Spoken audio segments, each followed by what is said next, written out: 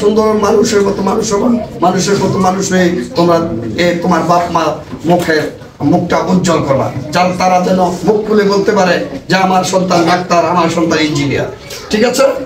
আর আমি আসলে আমি শিক্ষকদের উদ্দেশ্যে আমি বলবো কি, শিক্ষকদের না, আমি বলবো আমার নেতা জনাব মোস্তাফিজুর রহমান দীপু ভূঁইয়া সাহেব, যিনি এই শিক্ষকদের নিয়ে তিনি বারবার মিটিং করেছেন এর আগে।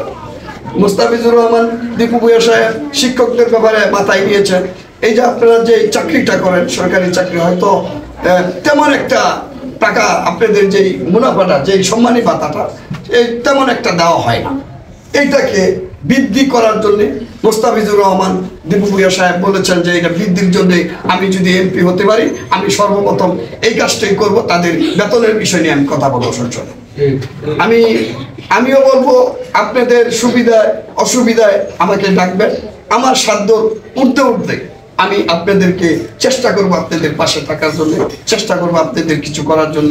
যেহেতু আমি এই ওয়ার্ডে এই এলাকার সন্তান, আমি আপনাদের পাশে আছি, থাকবো, এবং শিক্ষার ক্ষেত্রে আপনারা যে কোনো সময় আমাকে ডাকবেন, আপনাদের পাশে আমি ইনশাআল্লাহ থাকবো।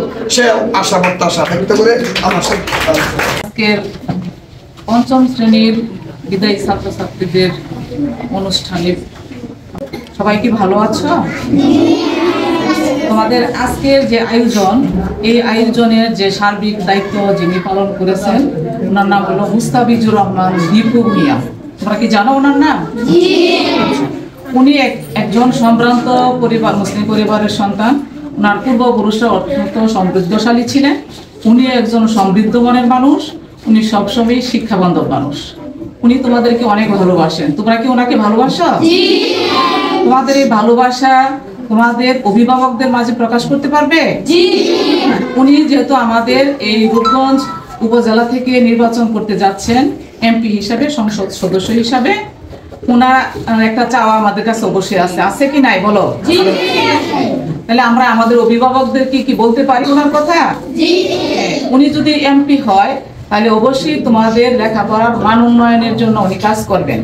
এটা উনি আমাদের কাছে কথাবদ্ধ। উনি সবসময় শিক্ষা বান্ধব মানুষ, শিক্ষার মান উন্নয়নে ওনার যথেষ্ট ভূমিকা আছে।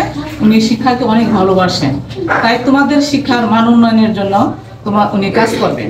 সুতরাং তোমাদের উচিত হবে তোমাদের বাবা মাকে তোমরা বলবা ওনার কথা। উনি একজন ভালো মানুষ, উনি সম্ভ্রান্ত মানুষ, উনি শিক্ষার মান উন্নয়নে আমাদের কাজ করবেন। তাহলে ওনার ব্যাপারে কি আমাদের কথা বলা উচিত না বাবা মার সাথে? আমরা ওনার জন্য দোয়া করব যেন উনি ভালো করতে পারেন। উনি যদি এমপি হতে পারেন আমাদের, তাহলে অবশ্যই আমাদের দিকে ভালো নজর দিবেন। এবং শিক্ষার মান উন্নয়নের ওনার যে পূর্বপুরুষ যারা ছিলেন তারাও কিন্তু আগেও কাজ করে গেছে। সুতরাং এটা ওনার জন্য নতুন কিছু না, ওই ধারাবাহিকতায় উনি আমাদের মাঝে আছেন। আমরা ওনাকে অনেক ভালোবাসি এবং ওনার প্রতি আমাদের শুভকামনা থাকবে যেন উনি আমাদের পরবর্তীতে এমপি হয়ে আসতে পারেন।